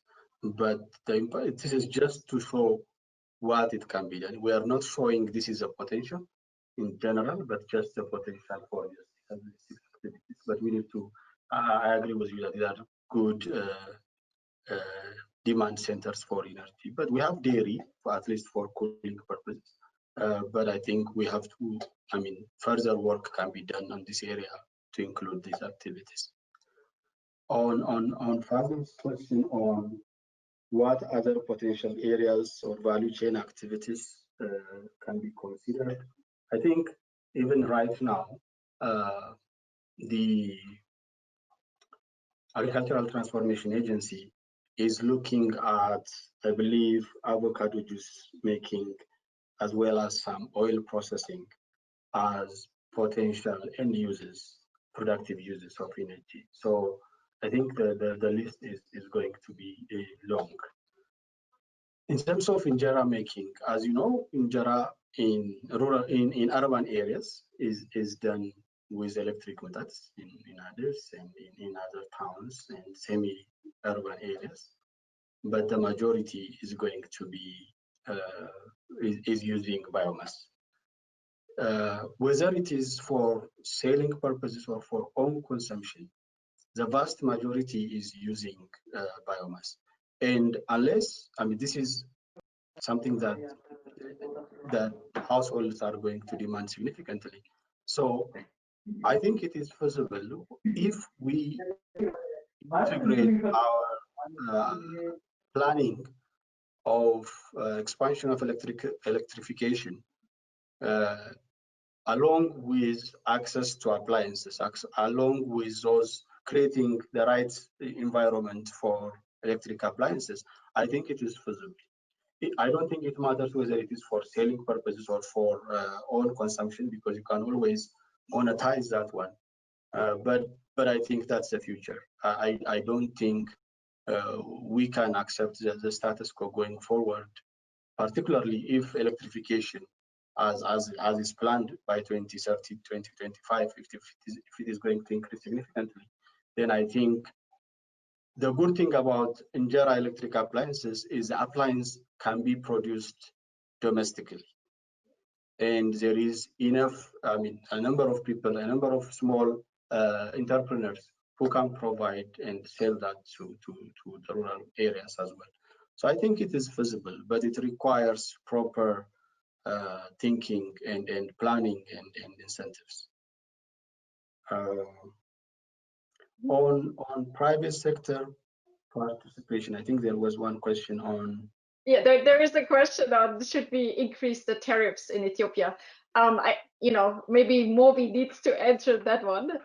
Yeah, that's the typical question. We don't have enough private sector involvement, and Alibachu told us earlier on, in part it is because the electric tariffs are quite low. It's not our our remit. We can, are they too low or are they not too low? I think that's an important question that clearly has come up with energy stakeholders. Yeah, I mean, if you want to answer that, if not, we give that right back to Abiti in the next round. Yeah, we can go ahead and do that. But my observation there is the comparison of tariffs across countries is going to be, it has to be taken with a little bit more caution, because I mean, we have to compare it with the purchasing capacity, the purchasing power of people, the per capita income of people, and the cost of production in each country. Without having those lenses, I think at face value comparison of tariffs and saying that is too low, maybe it's not that low if we consider these things into consideration. But I think I will leave that to MOWIE. Thank you so much. If I don't answer any questions, maybe I can write some answers as well. Thanks. Yeah, I think that's great, because we do have to move on. Otherwise, we are running out of time. Thanks so much to David and Hua for your presentations. And we are making all of these materials available online after the end of the webinar. So, and we are also recording everything. So now I'd like to come to the last phase of this workshop today, and I'd like to invite Abiti Getane from MOWIE back onto the stage. So if you could please turn on your video. And I'd also like to invite Omer Bomba Mohammed with Veritas and Francis Elisha with Rocky Mountain Institute. We've already heard about the Institute.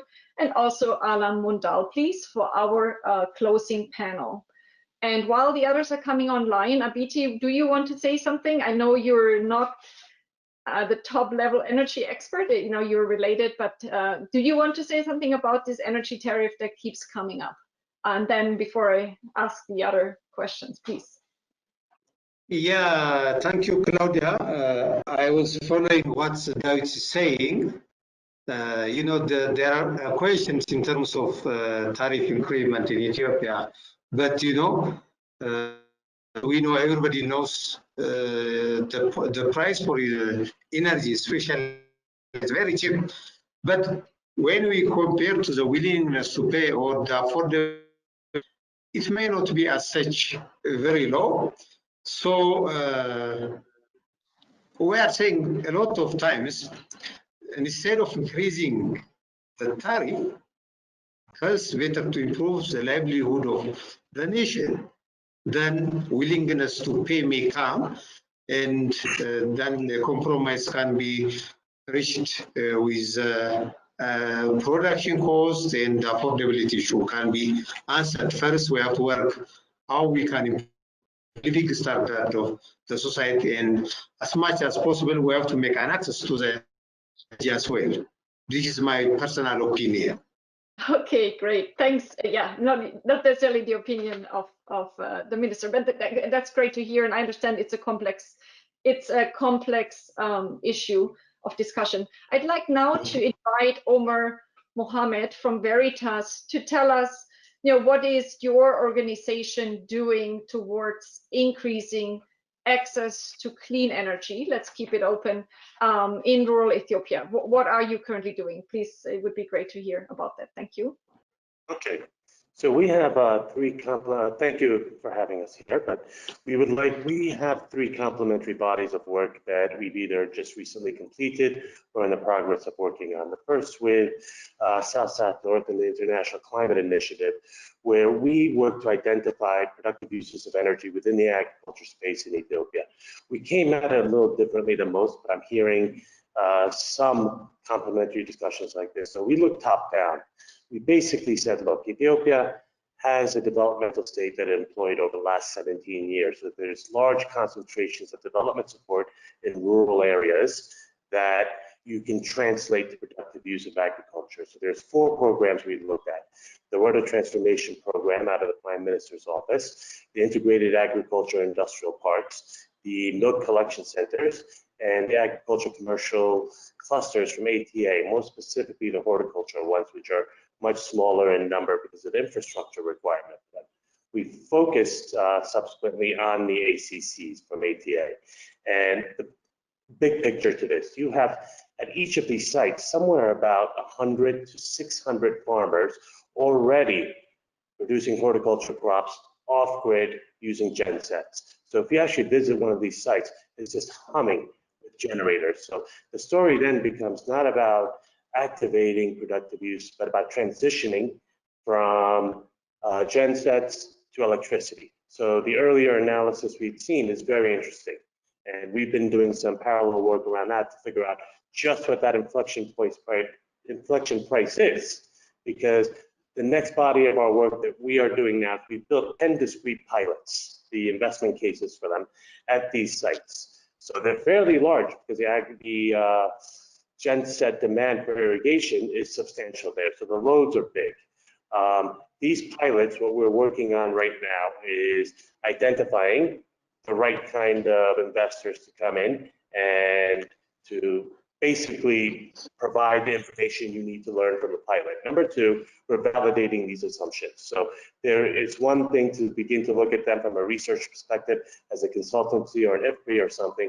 It's another thing when it gets stress tested by an investor. We are further tightening the economics around irrigation. So what that means is we're working very closely with ATA and Duke Energy Access to say, does it make sense to deploy the model you have now, even for electric pumps, which is one farmer sharing between 5 or individually, or does it make sense to put a more centralized irrigation system in, or something even more elaborate like drip irrigation? So it's just an economics play right here. Obviously, once you go down that line of thinking, you're attacking some of the things people talked about before. How do you finance this value chain? How do you import the right equipment? So there's a lot of work there. The last piece of work we're doing is we're working with another big funder at identifying more opportunities in the productive use area that can be applicable both for mini grids and standalone productive use equipment. So we basically started from the universe of 56 agricultural products that kind of make sense in Ethiopia, narrowed it down to 9, have begun to look at the geographic concentrations that are existent in Ethiopia and saying, okay, does this make sense more as a standalone because you only have 5, 6, 7 farmers in a particular area, or can you bring something that has greater economies of scale, such as mini grids, and introduce that into the model? And let's see if that plays out. So this is a large body of work we're doing. I think the pilots that we're working on right now, we're getting a lot of support from Rockefeller Foundation on. You're going to hear a lot more about over the next year. We're working very closely with MOWIE. We're working very closely with the EU because the idea there is to bring some JVs in because EU is really, really good at distribution. And I think that's where the sweet spot for them to play is. So let me stop there. Okay, great. Yeah, same question to Francis Elisha from the Rocky Mountain Institute. Yeah, what are you and your organization doing in this area? And I think you're also based in Addis, or almost based in Addis again. Yeah, thanks. Good afternoon. Thank you, Claudia, and thank you for the invite. Well, I think most of the challenges in the Ethiopian sector have been clearly outlined during this session. David already mentioned some of the work we have been previously doing through the productive use inside Brave. We are taking an approach that is complementary to what Veritas has been doing on the top-down approach. We are focusing mainly on 3 things, taking a bottom-up approach, taking a careful look at how ag processing could be viable from a community perspective. So if ag processors were to buy appliances, what would make sense for them? Working on the retrofit of the appliances with some of the appliance manufacturers in Ethiopia to see what's their need in terms of capital investment, what level of tariff would be relevant for the ag processors, for instance, to actually buy some of these appliances, and what would be the right business model for the appliance manufacturers or the suppliers. So we are taking a thorough look at this part. Second axis, which we've been working on for the past year and a half, is to provide training for EU, the national utility, specifically on mini grids, because as Omer mentioned, there's a great knowledge in terms of distribution and grid extension, but mini grid is actually a new area in Ethiopia that has a lot of potential for scaling. But there's a need to really get state of the art in terms of managing those, getting the right set of operational processes. So providing support there as well, following a request from MOWIE. Our third part of focus is taking a look at the energy efficiency throughout the system. Because not only do we have to connect people to make sure they have access to energy, but we want to make sure that they are having the best use of the energy they have. So actually the energy can be more broadly shared and we can reach more people with an optimized investment approach.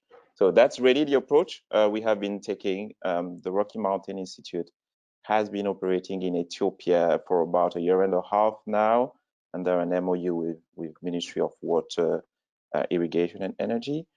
We will emphasize our efforts on grain milling and crops in the coming months to really give the proof point. That's how I define it, the proof point, because that's what will bring the investment in country, really.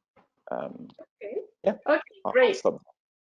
Excellent. So yeah, my second question is really open to all panelists, and I'd like to hear, now we've heard a lot is going on. We see generators in the field. We know there is solar irrigation. We see more diesel pumps in key irrigating areas than, for example, comparatively in northern Ghana, where it's a richer country in terms of per capita income, but we actually see more motor pumps in use for irrigation in Ethiopia. So things seem to be good. At the same time, we know rural energy access remains still very limited. So what do you think, what's the #1 constraint, to accelerating this rural energy access? And I'll start now with Alan, Dr.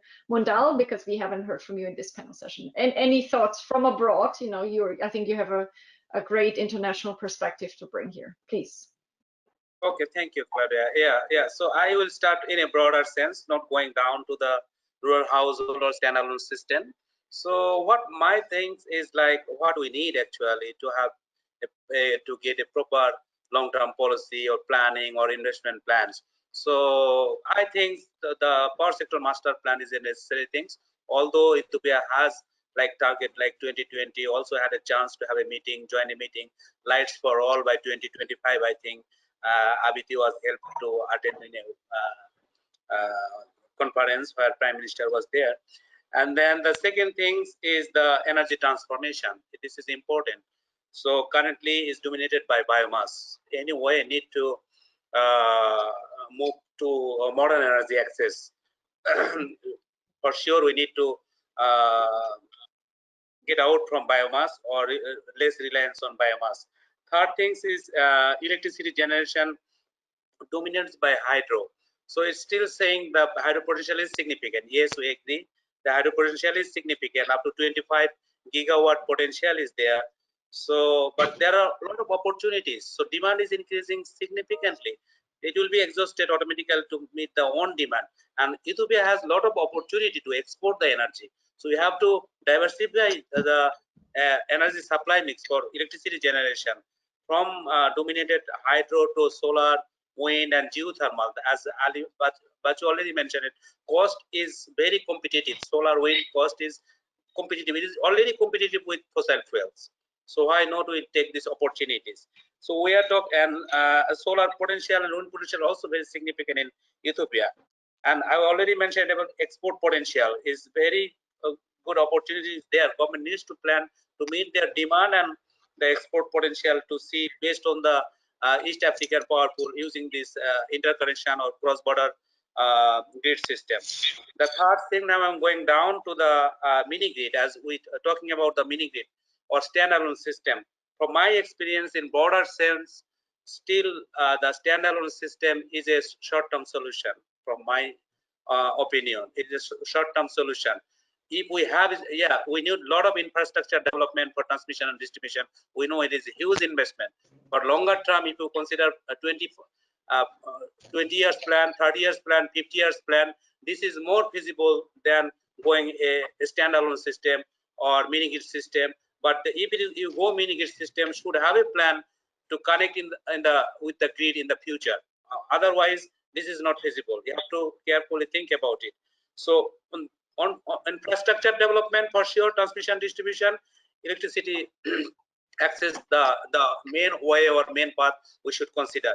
All about this modeling is important, and it gives the insights of what is the best option. And I'm going different way. As Claudia says, Mr. Abiti is not an energy expert, but I think he is a good model. He has no experience on energy, but he has established a good team to run this model, to work on this. It is a very good start. He has developed a good foundation, and we got a lot of support from his directorate. We appreciate it. And I'm going back to Claudia. So I maybe didn't answer your proper question, but I gone through in details with high level thoughts. Thank you. Okay, thank you. Now over to Mr. Abiti. So what do you think at the ministry, but maybe talking for yourself, what is the main constraint that prevents us from accelerating rural energy access? Or things are going perfectly, there's nothing we need to do, just let things go their way, because we've heard there is quite a bit of private sector activities initiating. Please, Mr. Abiti. Okay, thank you, Claudia. Thank you, Alan. I didn't mention the output from this project also. We are able to organize here in the ministry, especially from universities and energy professionals. We have already established energy modeling team, which they can work beyond this project. And they can work in the future. They can mix. Things are changing, but these energy models, they can sit together and they can advise the high policy decision makers what should be the energy mix in near future. And this is really a good output, and really I like to thank both Alan and Claudia. Concerning your question, the current issue, we are not as such able to expand. There is a problem of infrastructure development, especially, by now the government is aimed to supply or create an access for off-grid, especially for off-grid. There is a limitation in terms of access, like roads, and there are limitations in our situation where, from developing countries, where a constraint on, especially in some financial issue, and at the same time, the planning issue and the involvement of private sector is nowadays, they are reduced, but still needs some policy and strategic approach. If we are able to solve this issue, I think in near future, at least we can increase how we can work the annual coverage rather than going with a slow pace rate. We can increase and we can make an access to, especially for the rural and where energy can value add can be worked more. The current constraint is institutional capacity, financial, and infrastructure development can be mentioned. Thank you, Claudia. Okay, so there are a lot of constraints. Francis, what's your take on this question? Well, I guess there is a strong concern around regulation. And when I mean regulation, it's a broader concern. It's around the electricity tariff. It's about the standards we need for the appliances. It's around having the right set in terms of investment framework. But what I believe we really need at this moment is the proof point. We need factual things that can prove that the investment is worth it. And that will spur the change in the regulation that is dramatically needed at the moment. We can do a lot of effort, and there's a lot of effort that has been put in the modeling side, as we've seen. And I remember we had Ali Bachu that was flagging the importance of demand in his entry point, his input in the modeling. When we are thinking about productive use and we have a lot of approach and insight, if we're not able to prove that the productive use implementation will actually spur the demand, then a lot of our modeling, a lot of our efforts to attract investment will not be worth it at the end of the day. So we need to clear that off the table, have the proof point, show that the investment works, and then there will be a lot of effort to put on regulation. We can try and push both concurrently, but they need to meet at a point where the decision maker can actually have element, data evidence to spur that regulation change. I believe from my perspective, that's really what we need. I would certainly echo Abiti on the capacity point. That's why we've been involved in supporting EU at their request on specific topics, because it will help them. That's why we keep staying behind the scene and being available at any point when MOWIE does need us to provide that support. And yes, we'll remain available, as simple as that. Okay, thank you very much. The same question to Omar, but let me also add, I think Francis and David before did also bring this issue in, and there was just an online question. Is it a lack of demand or is it a lack of supply? David mentioned when we have, when we have electrification in some rural areas, households still collect cow dung for cooking. They do not use electricity. Is it because there are no appliances available? Is it too costly? What is it? Is it a lack of demand? Or actually, I think what you've alluded to, is it a lack of supply because other farmers are buying generators to irrigate? So what is it? And what is the constraint to also get across this supply-demand conundrum that we're seeing here? And that is our final question. Thank you. So maybe I'll address your first point first, which is the demand-supply conundrum, if you will. So a big part of the work we've talked to mini grid developers about on the continent is demand stimulation. So they will provide power, but people are not accustomed to getting electrification, and they don't know how to use it. So even that we're understanding from EEU, when they go and electrify a new community, they're using 2 light bulbs and a charger, and that's it. So there's a lot of organizations that are working around the continent to begin to educate and begin to market the different kinds of products, so there can be a more efficient application of investment for electricity. So that part, I think there's massive demand. You can go into any rural area, and it's one of the first things they ask for in parallel with roads in terms of infrastructure, but for them to understand it. So we've done, for example, a series of surveys before we go into a community, and one of the top 10 things that are asked for is a microwave.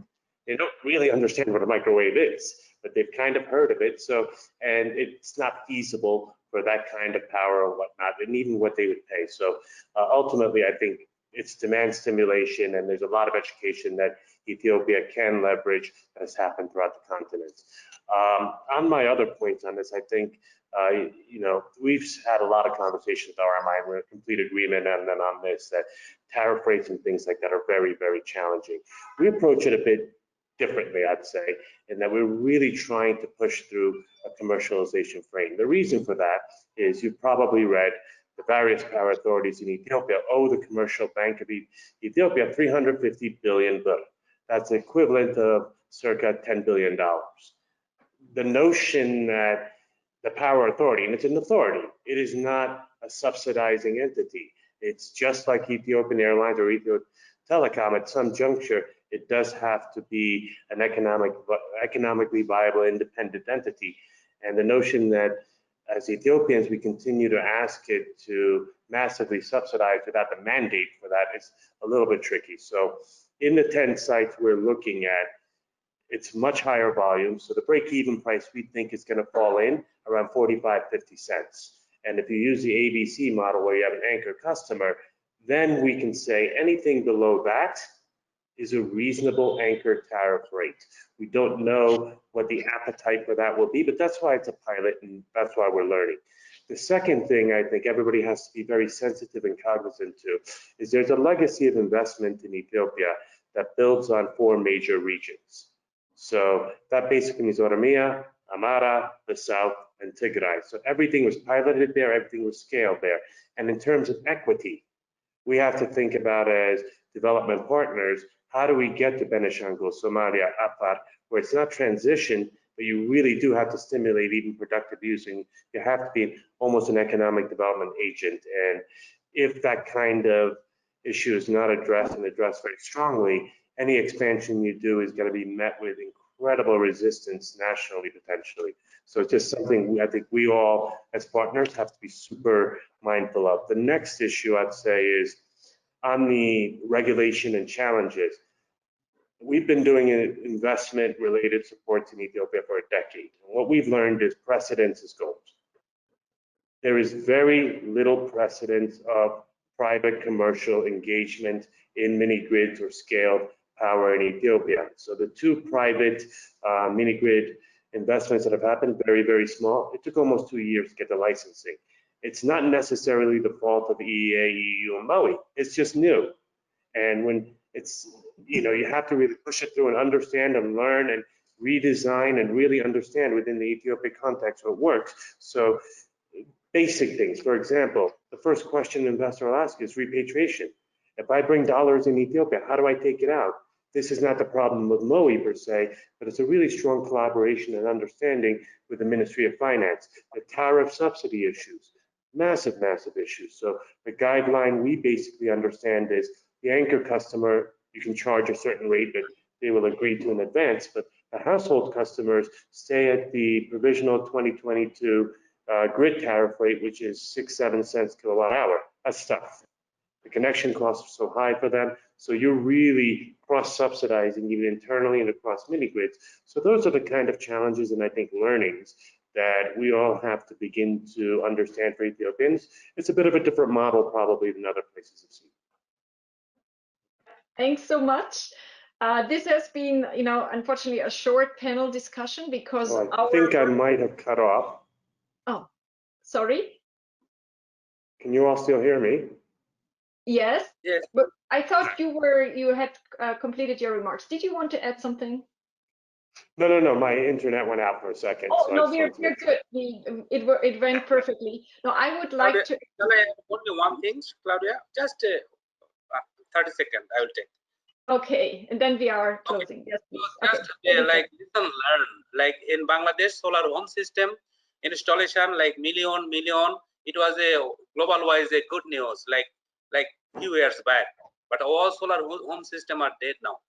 So this is based on policy. Now the electricity connection is available. They are not working. So what I'm saying, Mr. Abiti says about policy. We need like long-term vision, things about the planning, fixing, and so we should move on based on this. That's what I wanted to add. Thank you. Yeah, no, exactly. There are stages of development. Mini grids matter now, and as you say, 20 years they might matter less, and they're obviously better if we could connect them to the grid. Okay, no, this has been an exciting discussion. We've received a few more questions, but we are out of time. I would like to thank again all of the speakers. So David and Juan, maybe you want to come on video just to say goodbye as well. So we have had Alam, Mondal, David, and Juan from IFPRI, but also really thanks so much for Ale Bachu. Please also, if you can come on video to say goodbye. And we've had, of course, Abiti Getane, so both from MOWIE. Again, thanks for the very strong support and the interest to work with us on capacity building and various other energy analysis in Ethiopia. And also thanks to our panelists, Francis and Omer. And of course, thanks to the audience. As I've mentioned, we will make the video available to everyone who has registered. So very happy to do that. And we are actually closing with a closing poll that none of the people on video can answer, but everyone who is in attendance can answer. And it's the same question we did just ask to the panelists. Feel free to put your vote in terms of what can best help to accelerate energy investments in Ethiopia. So you have 5 answering options, and we leave this poll up for another 30 or so seconds. Feel free to put your answer in. And again, thanks to everyone for participating, for investing your time, for your interest in advancing rural energy access in Ethiopia. This is an incredibly important topic.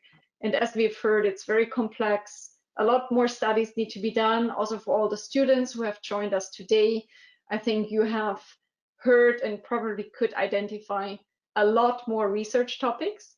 And we have heard there are, experts and academics on energy at many of our Ethiopian universities, and they are very happy to mentor more research on this topic as well. Great, so let's maybe close the poll and then we'll see if there are any results. Were people able to answer? Oh, okay.